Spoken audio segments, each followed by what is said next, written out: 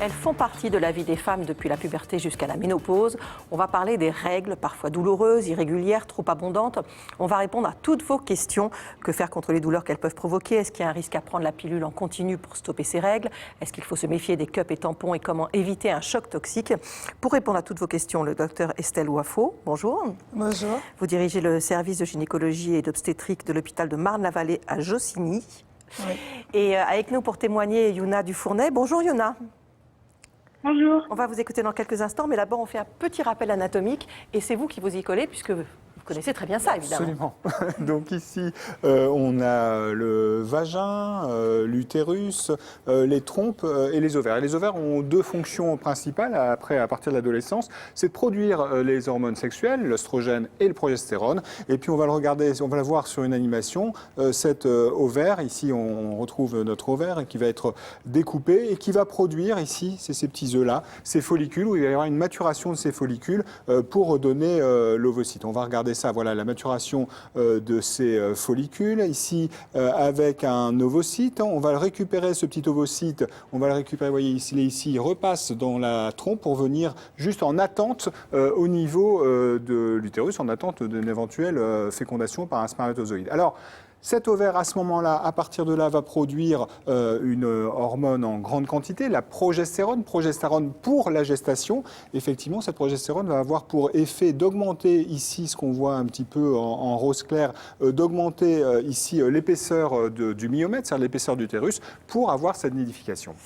Alors du coup, cet endomètre-là qui effectivement permettrait une nidation, s'il n'y a pas de fécondation, et bien comme le taux de progestérone va chuter, c'est cet endomètre qui va en fait, cette partie qui est augmentée, qui va être éliminée, et donc il y a des débris et du sang qui s'élimine, et les règles, en fait, il s'agit de cela.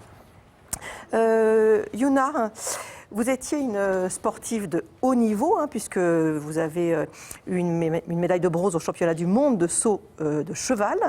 Vous avez commencé à quel âge la gymnastique ? Alors j'ai commencé la gymnastique, j'avais 18 mois, donc c'est de la baby-gym. D'accord. Et en fait, mais vous avez vraiment fait à très haut niveau. Et du coup, ça a eu une influence sur vos règles? Oui, j'ai été réglée à l'âge de 20 ans. Alors pour la petite anecdote, j'ai été réglée 2 jours après la fin des Jeux Olympiques. Oui. C'était mes premiers Jeux Olympiques en 2012.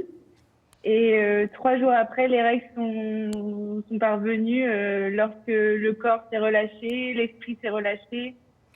Mais on vous avait prévenu du fait que vous risquiez de ne pas avoir des règles à cause de cette intensité sportive? Oui, je suis arrivée à l'INSEP à l'âge de 17 ans, donc j'ai été suivie par une gynécologue dès le début, puisque c'est pas normal quand même de ne pas avoir ses règles à l'âge de 17 ans. Et elle m'avait prévenu que le sport à outrance, surtout la gymnastique qui demande 35 heures de sport, 6 heures par jour, une intensité très très forte, pouvait faire dérégler, on va dire, le cycle hormonal d'une femme. Et à partir de 18-19 ans, j'ai été suivie en plus par une endocrinologue.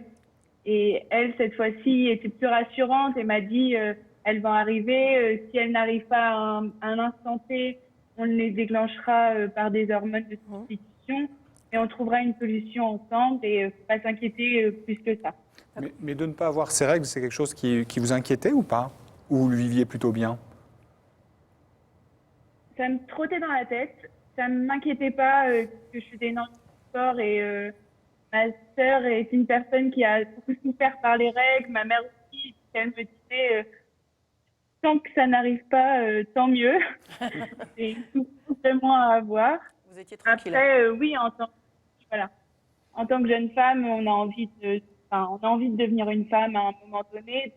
Oui, ça me trottait dans la tête, on va dire. Et à l'âge de 20 ans, quand elles sont arrivées, ça a été quand même un soulagement de me dire bon, ça y est, mon cycle peut commencer. On va voir comment on l'a vécu, mais comment on explique cette absence de règles ou ce retard lié à cette intensité? Alors, comme vous l'avez très bien expliqué, la survenue des règles est liée à un flux d'hormones, une sécrétion d'hormones qui est variable dans le cycle. Donc, on a une augmentation progressive d'œstrogène en première partie de cycle qui va augmenter la muqueuse. Et lorsqu'elle n'est pas fécondée, la progestérone va avec la chute, va diminuer cette muqueuse qui va se déliter. Et en fait, parfois, un peu comme quand on prend la pilule, on a un flux d'hormones qui est diminué, enfin une sécrétion d'hormones qui est un peu diminuée ou qui est pas aussi intense que ce qu'on pourrait s'attendre. Et donc, la muqueuse de l'utérus, donc l'endomètre, reste assez fine. Et donc, il n'y a pas de saignement, il n'y a pas de tissu qui se délite. D'accord. Question de Pauline, pourquoi les menstruations sont-elles douloureuses? Est-ce que c'est normal qu'elles le soient? Et si oui, pourquoi? Alors, on ne va pas dire que c'est normal d'avoir mal, mais ça peut arriver. La douleur est très variable